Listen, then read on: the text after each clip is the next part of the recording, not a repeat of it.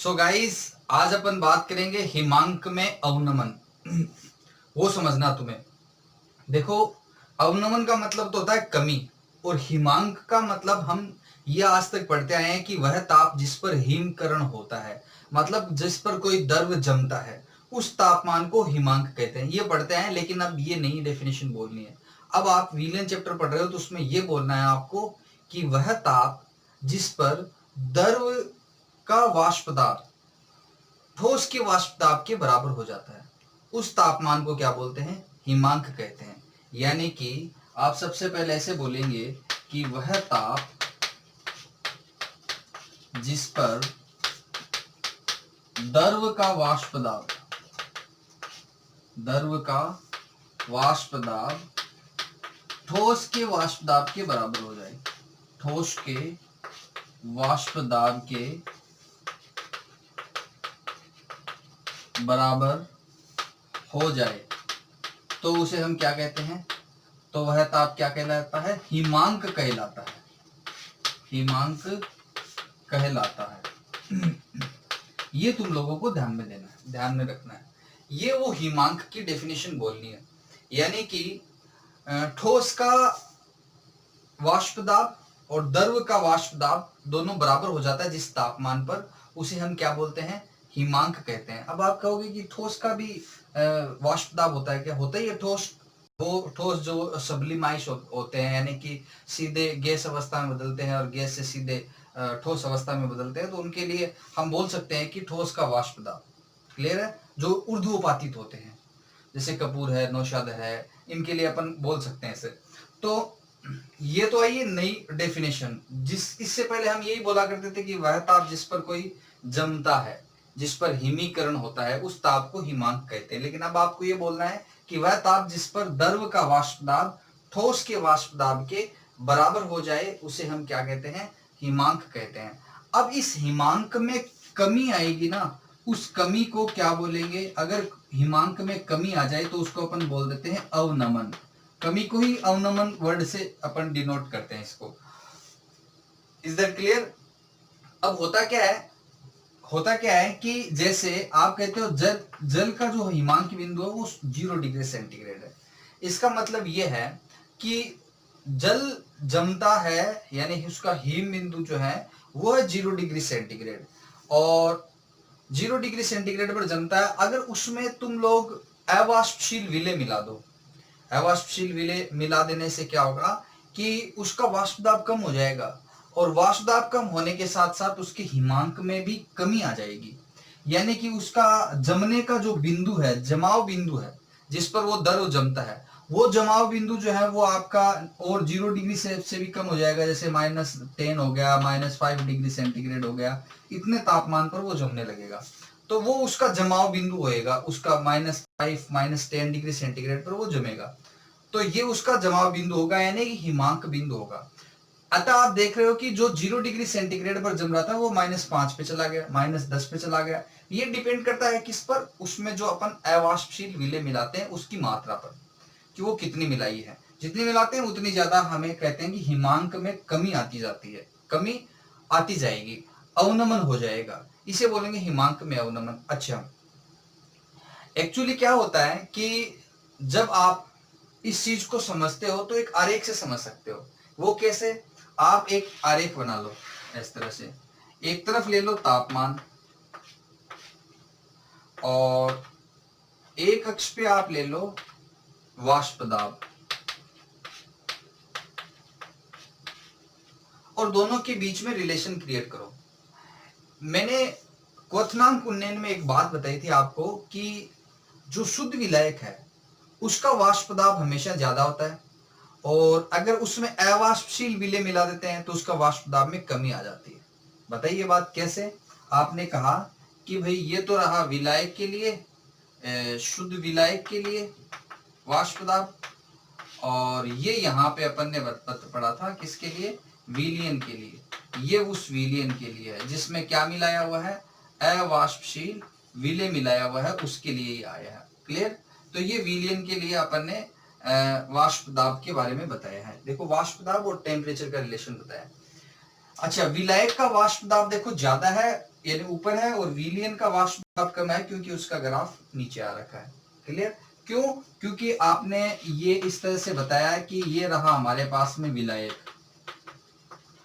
और इस विलायक को के वाष्प, इसकी द्रव की सतह पर एक वाष्प दाब लगाएंगे जिसको अपन वाष्प दाब बोलेंगे।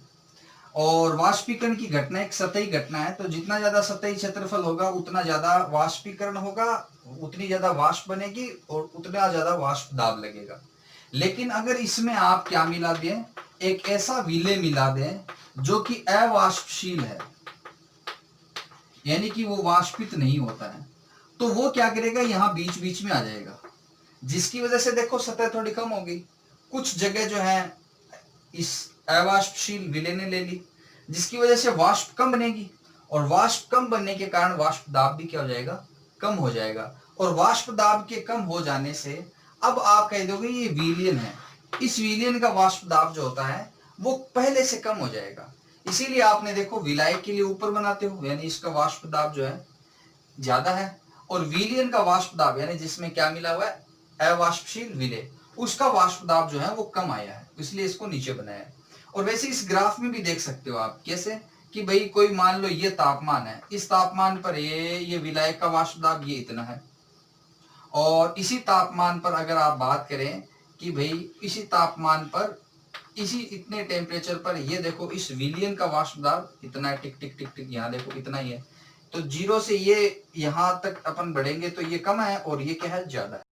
तो इसी तापमान पर इस विलायक का वाष्प दाब तो इतना है जो कि यहाँ से देखो ज्यादा है, और इसी तापमान पर इस विलियन का वाष्प दाब जो है वो कम प्राप्त हो रहा है आपको, जो कि इससे कम आ रहा है। तो हम ये कहेंगे कि समान ताप पर यानी उसी तापमान पर विलायक और विलियन के वाष्प दाब में अगर आप तुलना करें तो आप देख रहे हो कि इसी तापमान पर विलायक का वाष्प दाब तो ज्यादा है और विलियन का वाष्प दाब क्या है, कम है।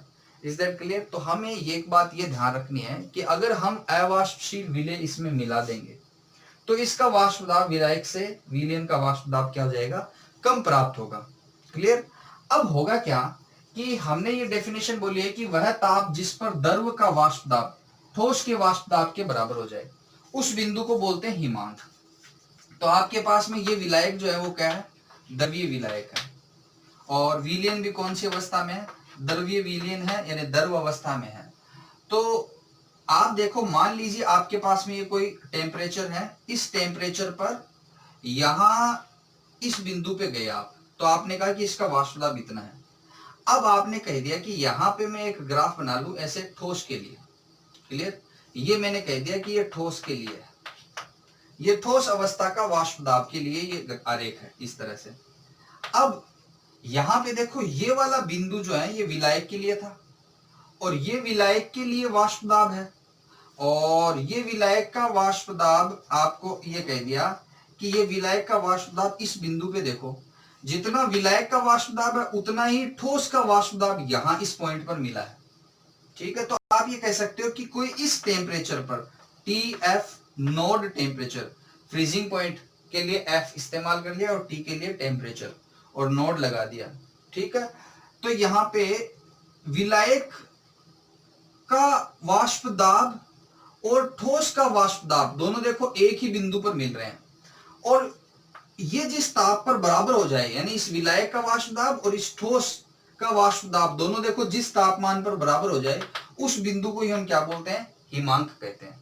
क्लियर? तो यहां पे ये कहा कि वह ताप जिस पर द्रव का वाष्प दाब, यानी ये रहा द्रव, इसका वाष्प दाब ये यहां पे, और फिर इसके बाद में ठोस का वाष्प दाब ये रहा, ठोस का इस बिंदु पर वाष्प दाब, तो दोनों के लिए देखो एक ही पॉइंट पर आपको मिल रहे हैं, तो उस तापमान को हम क्या बोलते हैं, हिमांक कहते हैं। आरेख समझ में आया होगा आपको? आया? क्या समझना है कि वह ताप जिस पर किसी द्रव का वाष्प दाब यानी ये पॉइंट और ठोस का वाष्प दाब, यानी ये ठोस के लिए भी ये वाष्प दाब का आरेख है, तो इसका ये पॉइंट, दोनों का जिस तापमान पर बराबर हो जाए, ये एक समान प्राप्त हो, तो उस तापमान को हम क्या बोलते हैं, हिमांक कहते हैं।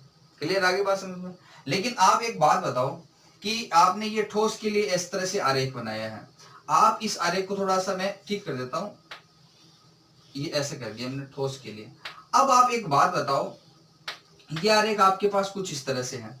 आपने ये विलियन लिया, इस विलियन के आरेख को आप पीछे बढ़ाओ, तो आपने इस विलियन को यहां तक बढ़ा दिया, इस आरेख को यहां पे बढ़ाया, तो इस विलियन का वाष्प दाब और इस ठोस का वाष्प दाब दोनों देखो इस पॉइंट पर मिल रहे हैं। यानी कि आप कह रहे हो कि जहां पे द्रव का वाष्प दाब चाहे वो शुद्ध हो चाहे वो विलियन के रूप में हो, अगर ठोस के वाष्प दाब के बराबर हो जाता है तो उस बिंदु को हम बोलते हैं हिमांक। अभी आपने इस विलियन, इस विलायक के लिए हिमांक बिंदु ये बताया, क्यों? क्योंकि इस ठोस का ये आरेख है और ये विलायक का आरेख है, दोनों सेम पॉइंट पर मिल रहे हैं, दोनों का वाष्प दाब बराबर आ रहा है, विलायक के लिए भी और ठोस के लिए भी, और ये जिस तापमान पर आ रहा है उसको हमने हिमांक कह दिया। ये हिमांक बिंदु किसका है? इस विलायक का, यानी इस द्रव का है, इस द्रव विलायक का है। अब द्रव्य ये विलियन है, इसका हिमांक करने के लिए मैंने क्या किया, इस आरेख को थोड़ा पीछे बढ़ाया। पीछे बढ़ाने पर क्या हुआ, ये इस बिंदु पर ये ठोस के वाष्प दाब वाले आरेख से यहां पे मिल गया। तो इसका मतलब इस बिंदु पर ठोस का वाष्प दाब और विलियन का वाष्प दाब, जिसमें क्या मिलाया हुआ है, अवाष्पशील विलय मिलाया हुआ, वो दोनों बराबर हो गया। तो ये इस बिंदु पर जो तापमान होगा ना, वो तापमान जो होगा वो विलियन का हिमांक बिंदु कहलाएगा। क्या कहलाएगा?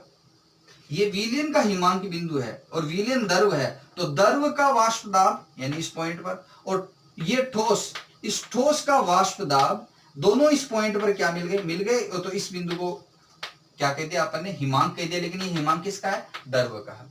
क्लियर? डेफिनेशन को फुलफिल कर रहे हैं। तो ये आप देखो, ये हिमांक आया आपके लिए विलियन के लिए। अब एक बात बताओ, इस जीरो से यहां पे देखो, ये तो था विलायक का हिमांक और ये है विलियन का हिमांक, दोनों में से ज्यादा किसका है? विलायक का ज्यादा है, वो आगे है, और विलियन का हिमांक देखो कम हो गया विलायक से। इसलिए हमने कह दिया कि विलियन का हिमांक हमेशा क्या होता है, विलियन के हिमांक में कमी आ जाती है, यानी उसको हम बोल देते हैं हिमांक में अवनमन हो गया, यानी हिमांक में क्या आ गई है, कमी आ गई है, ये आप बात बोल देते हो। क्लियर है? तो ये तो है विलियन का हिमांक और ये है विलायक का हिमांक। ये विलायक का हिमांक आ गया और ये आ गया विलियन का हिमांक। दोनों का जो अंतर होता है ना, इसको हम बोलते हैं डेल्टा टीएफ, हिमांक में अवनमन, यानी कितनी कमी हुई है। तो ये ज्यादा है और ये क्या है, कम है। तो आप ऐसे बोलोगे कि ये जो हिमांक में अवनमन डेल्टा टीएफ जो है, वो डेल्टा टीएफ बराबर आपके पास में आ गया टीएफ नोड माइनस टीएफ, ज्यादा वाले से कम वाले को घटा दो, तो ये आपके पास में आ गई हिमांक में अवनमन। बोलो ये इतनी बात समझ में आई? आई थिंक आपको ये बात समझ में आई होगी कि हिमांक में अवनमन कैसे हुआ। ये अपन इसको आरेख से समझ सकते हैं। क्लियर है? बात समझ में आई?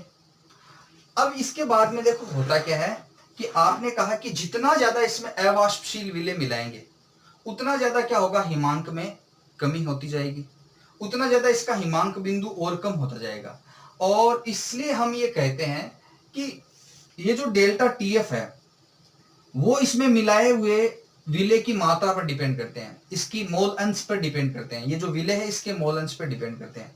विलय को हमने अब तक बी से रिप्रेजेंट करते हैं और विलायक को ए से रिप्रेजेंट करते हैं। इसलिए हम ये लिखते हैं कि डेल्टा टीएफ समानुपाती है एक्स बी के। बी है विलय और एक्स है मोल भिन्न। क्लियर? और फिर हम क्या करते हैं, डेल्टा टीएफ बराबर हम एक स्थिरांक, समानुपाती स्थिरांक लिखते हैं के एक्स बी। अब मोल भिन्न एक्स बी बराबर आप क्या जानते हो, मोल भिन्न एक्स बी बराबर आप ये जानते हो कि भाई एक्स बी बराबर होता है N B upon N A plus N B होता है। एन बी तो क्या है, विलय के मोलों की संख्या, और एन ए क्या है, विलायक के मोलों की संख्या। क्लियर? और तो आप इसको यहाँ पे पुट कर सकते हो। तो डेल्टा टी एफ बराबर दिख रहा है यहां तक, के into N B upon N A plus N B, ये लिख दिया। क्लियर है? अब इसके बाद में अगर आप कहेंगे कि सर एन ए क्या होता है, तो एन ए होता है विलायक का मोल, विलायक के मोलों की संख्या, और विलायक के मोलों की संख्या जो है उसको अपन लिखते हैं विलायक का भार बटा विलायक का ही अणुभार, और एन बी बराबर हम लिखते हैं विलय का भार बटा विलय का अणुभार, ये लिखते हैं डब्ल्यू बी बटा एम बी, डब्ल्यू ए बटा एम ए, ये लिखा जाता है। तो इसको अपन पुट कर सकते हैं एन ए और एन बी की जगह। तो आपके पास में, मैं यहां लिख रहा हूं, आपके पास में ये आएगा डेल्टा टी एफ बराबर के इंटू एन बी की जगह लिख दो डब्ल्यू बी बटे M B upon N A की जगह लिख दो डब्ल्यू ए बटे M A, W A upon M A plus, clear है। फिर इसके बाद में एन बी की जगह क्या लिख दो, डब्ल्यू बी बटे एम बी, लिख दिया। अब चूंकि हम ये कहते हैं कि विलय की मात्रा बहुत कम है, इसलिए विलय के मोलों की संख्या भी बहुत कम होगी, और विलय की मोलों की संख्या कम होगी ना, तो हम इसको हर से, अंश से तो हटाएंगे नहीं, अंश से हटाने से तो जीरो जाएगा, फिर पूरा मतलब ही नहीं रहेगा। हर से यहाँ पे एनबी को नगण्य मान लेते हैं। अच्छा, एनबी को नगण्य मानेंगे ना, तो ये पूरी टर्म ये भी क्या हो जाएगी, नगण्य ही लिखी जाएगी। तो हम ये कह सकते हैं कि यहाँ पे जो W A upon M A है, ये बड़ा है किससे, W B upon M B से, इसलिए हमने इसको क्या मान लेना है, इस इतनी टर्म को यहाँ पे नगण्य मान लेना है। जब ये जीरो हो जाएगी तो आपको डेल्टा टी एफ बराबर ये मिलेगा के इंटू डब्ल्यू बी बटे M B upon W A upon M A, ये इतना ही मिलेगा। ये इतना मिलेगा तो अपन क्या करेंगे, इसको इससे मल्टीप्लाई करके, इसको इससे मल्टीप्लाई करके लिख देंगे। तो आपको मिलेगा डेल्टा टी एफ बराबर के और ये W B into M A और upon M B into W A, ये आपके पास में डेल्टा टी एफ का फॉर्मूला आ जाएगा। क्लियर है।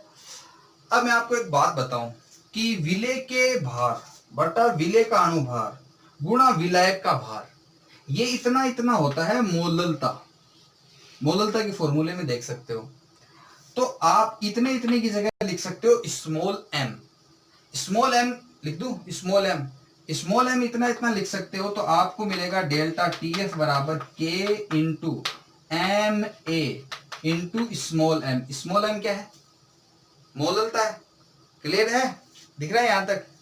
तो ये एम मोललता है और ये आ गया एम ए। एम ए होता है विलायक का अनुभार। जैसे विलायक अगर जल लिया है तो जल का अनुभार सबको पता है 18 होता है, वो फिक्स है। और के एक समानुपाती स्थिरांक है, तो ये दोनों स्थिरांक है, इसलिए इन दोनों की जगह एक नया स्थिरांक लिख सकते हो के एफ।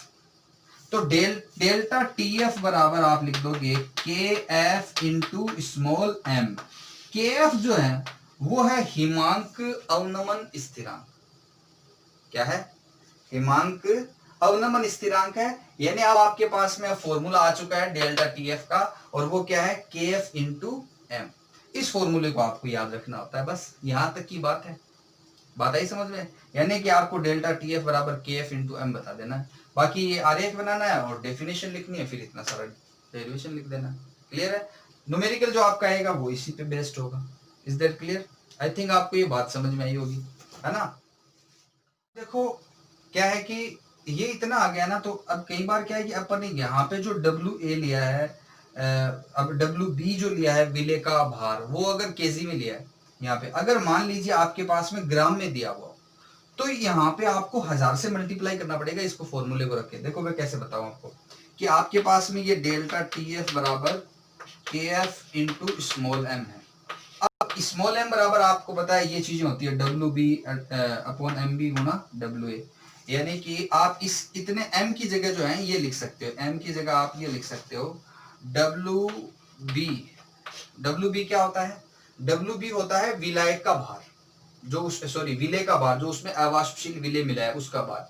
बी फॉर विलय है, ए फॉर विलायक है, ये हमेशा ध्यान रखना है अपन को। अपन ने मान के चला है, हार्ड एंड टफ रूल नहीं है ना, एक जैसा रहे इसके लिए। और अपॉन एम बी यानी इसी का अनुभार विलय का ही, और गुणा लिखा है विलायक का भार। अब मान लीजिए ये जो डब्ल्यू बी है ये ग्राम में हो, तो इसको केजी से बदलने के लिए हम क्या करेंगे, यहाँ डब्ल्यू ए जो है, सॉरी डब्ल्यू ए अगर ग्राम में दिया हुआ, डब्ल्यू ए ग्राम में दिया हो, नॉट ये डब्ल्यू ए ग्राम में दिया हो, तो इसको अपन क्या करेंगे, केजी में कन्वर्ट करने के लिए 1000 से डिवाइड करेंगे, तो ये 1000 ऊपर चला जाएगा फिर। क्लियर है। तो ये ऊपर चला जाएगा ना, तो इसलिए फॉर्मूले को कुछ इस तरह से हो जाएगा, ये फॉर्मूला यहाँ पे ये 1000 लग जाएगा। तो ध्यान रखना, कई बार अगर फॉर्मूला ऐसा भी हो तो उस समय आपको ध्यान में रखना है डब्ल्यू ए किस में है, ग्राम में है। अगर न्यूमेरिकल क्वेश्चन में WA ग्राम में है तो फिर आपको यहाँ पे 1000 लिखना है। Is that clear? तो ये बात अपने को ध्यान रखनी है। अब क्या है कि इस ये जो KF है, जो क्या बोलते हैं इसको, हिमांक में अवनमन स्थिरांक बोलते हैं। ये हिमांक में अवनमन स्थिरांक और डेल्टा एच वाष्पन यानी वाष्पन की गुप्त उष्मा, उसके बीच में एक रिलेशन का फॉर्मूला है जो कि बोर्ड में कई बार पूछ सकते हैं ऐसे। तो वो फॉर्मूला तुम लोगों को ध्यान में रखना है। अच्छा, वो फॉर्मूला जो है वो क्या है, वो बस इतना सा फॉर्मूला है कि KF बराबर आपको वाष्पन की गुप्त उष्मा और उसमें KF के बीच में रिलेशन लिखना होता है। तो वो आ जाएगा MARTF का स्क्वायर अपॉन डेल्टा H वाष्पन की गुप्त उष्मा गुणा 1000। तो ये एक रिलेशन है जिसको हमें सिर्फ याद रखना है कि वाष्पन की गुप्त उष्मा और KF के बीच में ये संबंध आता है। जहां पे MA जो होता है वो क्या है, विलायक का अणुभार। M मतलब molecular weight, W mean weight. तो वेट तो है सोल्यूट का यानी विलेय का, और M का मतलब है मोलिकुलर वेट विलायक का। तो A फॉर विलायक और B फॉर विलेय। तो ये विलायक का भार और ये विलायक का अणुभार है। तो वैसे यहाँ पे MA लिखा है, इसका मतलब क्या है, ये विलायक का अणुभार है। R गैस नियतांक है, TF उसका फ्रीजिंग पॉइंट है, हिमांक बिंदु है, और उसका स्क्वायर है फिर डेल्टा एच वाष्पन यानी वाष्पन की गुप्त उष्मा, वाष्पन की एंथैल्पी, और ये 1000 है। ये इसके बीच में एक रिलेशन है जिसको हमें याद रखना है। Is that clear? तो ये आज आपका जो था वो हिमांक में अवनमन था। आई थिंक आपको ये समझ में आया होगा। Okay guys,